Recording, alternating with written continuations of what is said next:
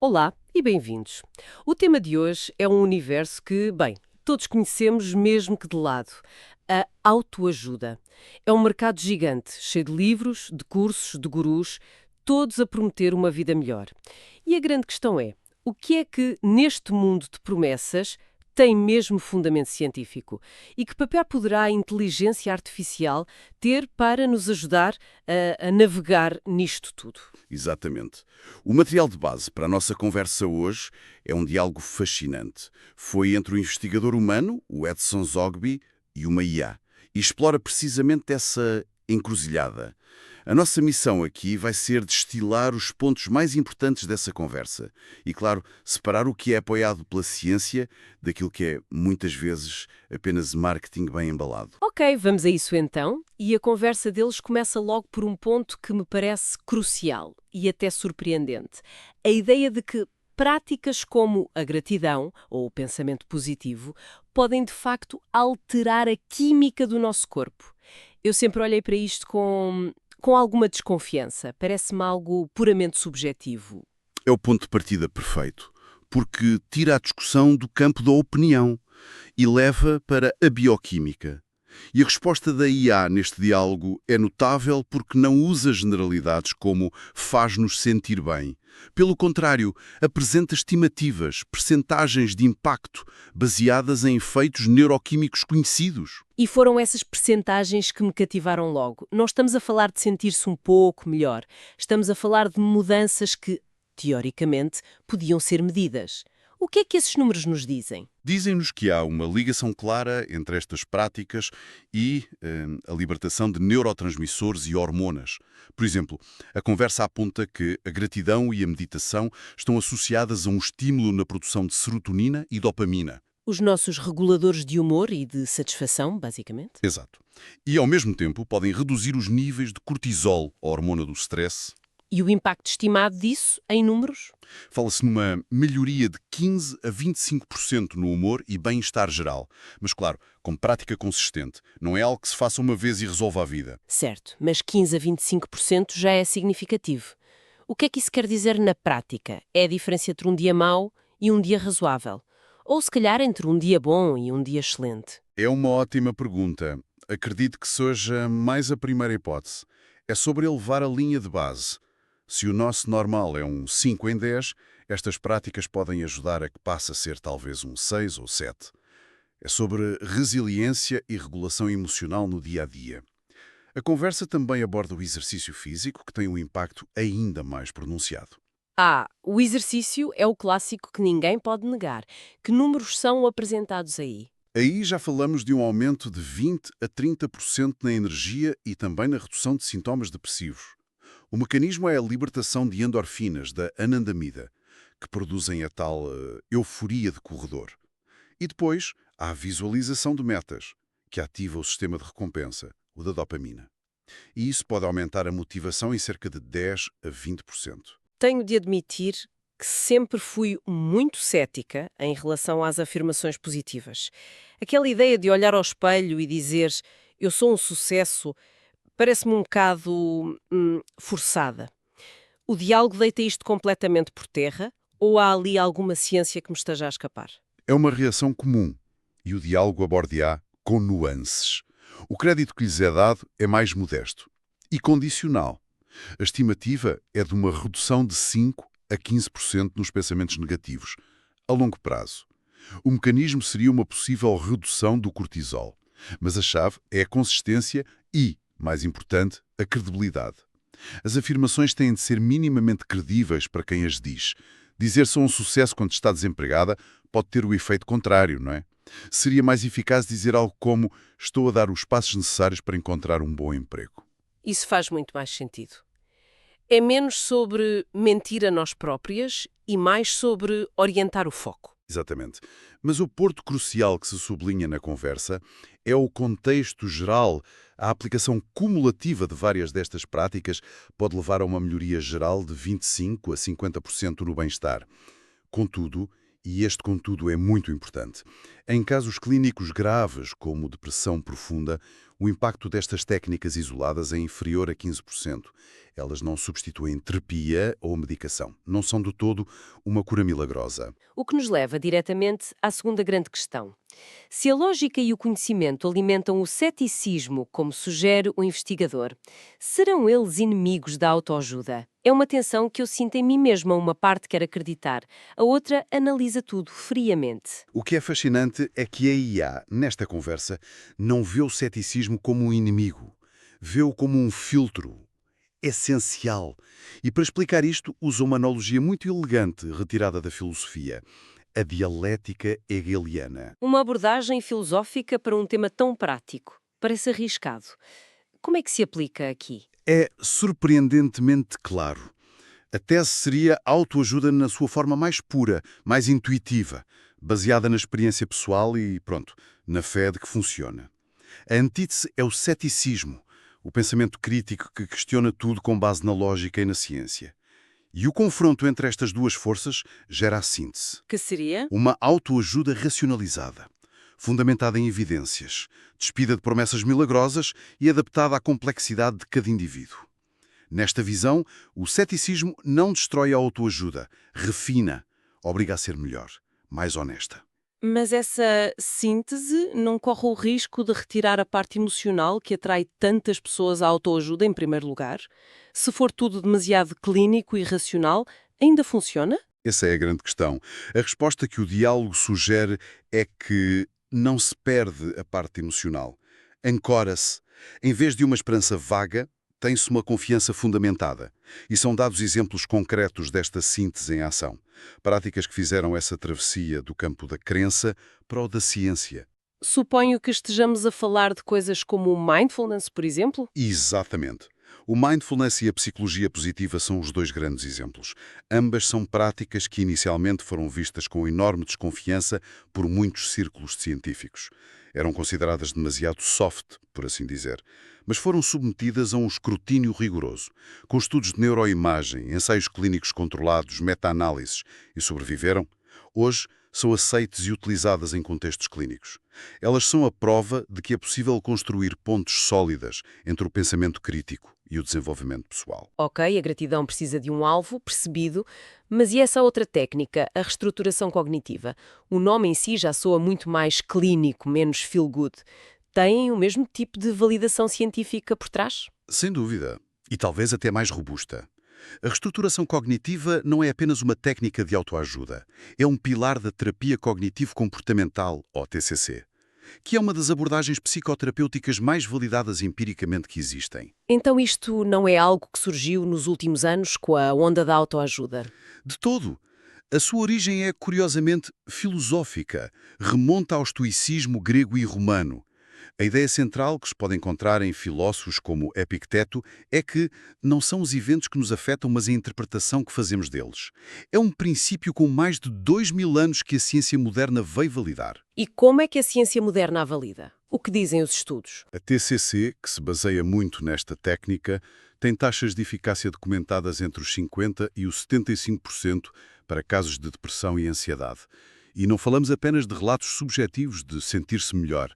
O diálogo menciona estudos de neuroimagem com recurso a fMRI, que mostram alterações funcionais no cérebro após a aplicação destas técnicas, nomeadamente no córtex pré-frontal, que é a nossa área de controlo executivo e regulação emocional.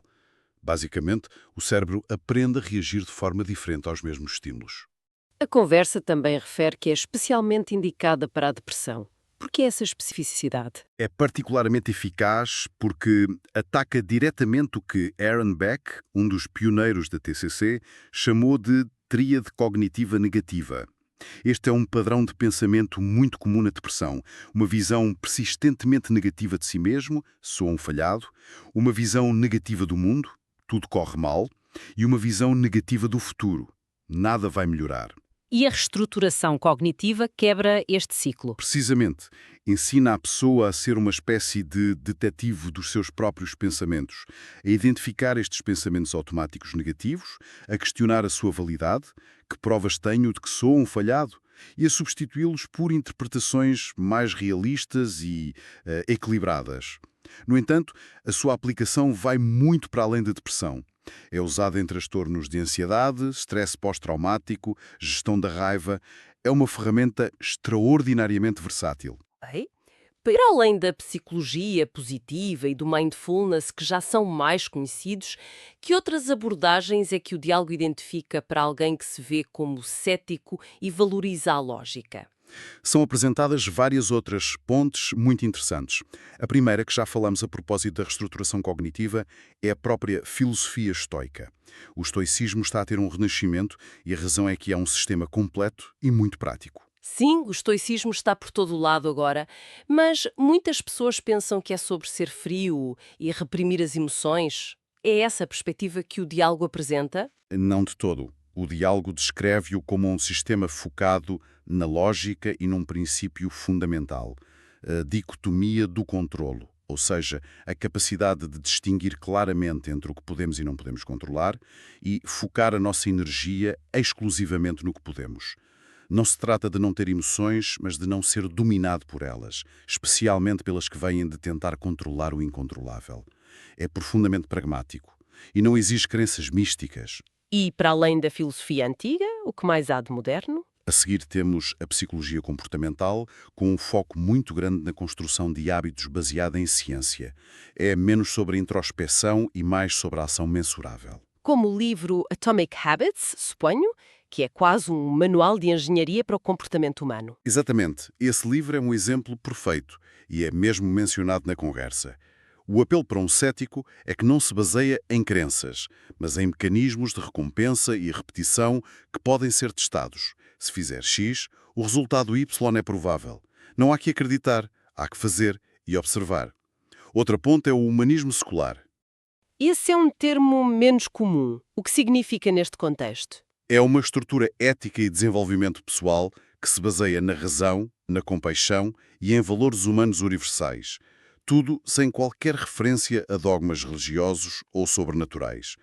O crescimento pessoal é visto como uma forma de melhorar a condição humana, aqui e agora. É uma autoajuda ancorada na realidade e na responsabilidade partilhada. E há uma última abordagem que me pareceu particularmente alinhada com o espírito cético. Talvez a mais pura de todas. Sim, a aplicação do método científico a si próprio. É a abordagem N igual a 1, onde o sujeito da experiência é a própria pessoa. Significa usar dados pessoais como diários, biofeedback de sensores ou dados de wearables como relógios inteligentes para testar e medir objetivamente o impacto de certas práticas.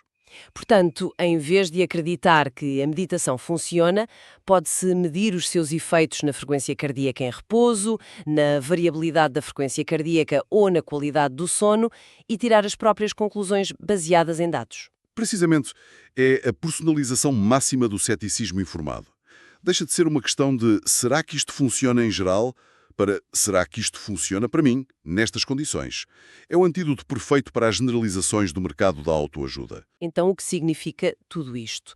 A parte final da conversa entre o Zogby e a IA avança com uma ideia muito concreta: usar a inteligência artificial para nos ajudar a navegar neste mercado da autoajuda tão mercantilizado e, francamente, confuso. É a conclusão lógica de toda a discussão. Se o problema é o excesso de informação e a falta de filtros credíveis, talvez a solução seja uma ferramenta capaz de processar essa informação e criar um filtro personalizado.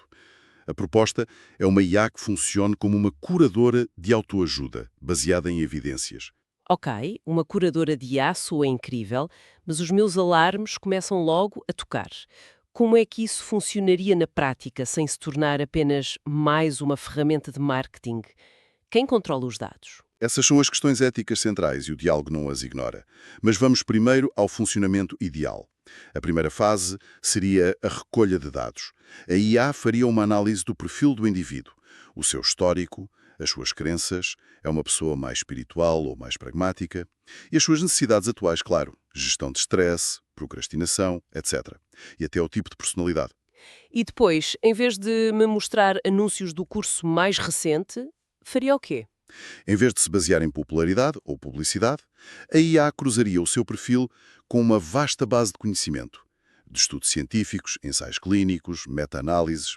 O resultado seria uma recomendação altamente personalizada e probabilística. Dê-me um exemplo. A IA poderia dizer algo como: com base no seu perfil, que valoriza a lógica, tem um horário preenchido e luta com a procrastinação, abordagens como a psicologia comportamental, focada em hábitos, ou a filosofia estoica, focada no controle, têm uma probabilidade superior a 70% de serem eficazes para si. Em contraste, abordagens baseadas em afirmações positivas têm uma probabilidade de sucesso inferior a 20%. Aqui estão alguns recursos validados para começar. Os benefícios são óbvios. Evitar desperdício de tempo, de dinheiro e, talvez o mais importante, evitar a frustração de tentar algo que não tem qualquer hipótese de funcionar para nós. Mas volto às minhas preocupações. Privacidade dos dados, vieses comerciais. O que impede esta IA de ser comprada por uma empresa e começar a recomendar apenas os seus produtos? Absolutamente nada, se não for desenhada com princípios éticos desde o início. O diálogo levanta precisamente essas ressalvas. A privacidade dos dados teria de ser absoluta, talvez com o processamento a acontecer localmente no dispositivo do utilizador. E a neutralidade do algoritmo seria o pilar da sua credibilidade. Teria de ser, se calhar, uma iniciativa de código aberto ou regulada por uma entidade independente, para garantir que as recomendações são puramente baseadas em ciência e não em comissões. E, claro, isto não substitui um profissional de saúde mental. De maneira nenhuma. É crucial sublinhar isso. Esta ferramenta, na sua concepção, não substituiria um terapeuta em casos clínicos sérios. Funcionaria como uma poderosa ferramenta de triagem inicial. Um guia para dar os primeiros passos de forma mais informada e segura. Especialmente para quem não precisa de terapia, mas procura formas de otimizar o seu bem-estar. Em resumo, o que retiramos desta análise é que, primeiro, a autoajuda pode ter efeitos bioquímicos reais, mensuráveis, mas a sua eficácia varia muito e não é uma panaceia para problemas graves. Segundo, o pensamento crítico e o ceticismo não são obstáculos, são sim as melhores ferramentas que temos para filtrar o ruído e encontrar o que realmente funciona. E terceiro, a inteligência artificial, se bem implementada, surge como uma potencial aliada para criar um percurso de desenvolvimento pessoal que seja, ao mesmo tempo, profundamente pessoal e rigorosamente científico. Exatamente. E esta conversa deixa-nos com uma reflexão final que vai um pouco além do que foi discutido. A fonte propõe uma IA que nos ajuda a escolher métodos de autoajuda. Mas o passo seguinte é inevitável. À medida que a IA se integra cada vez mais com os nossos dados biométricos em tempo real, dos nossos relógios, dos nossos anéis, talvez até de futuras interfaces cérebro-computador, onde fica a fronteira entre autoajuda e otimização dirigida por IA. O que significa para a nossa autonomia e para o nosso sentido de eu, quando um algoritmo sabe, melhor do que nós próprios e em tempo real, o que fazer para melhorar o nosso humor ou otimizar os nossos hábitos. Não é ficção científica, é a questão que teremos de enfrentar na próxima década.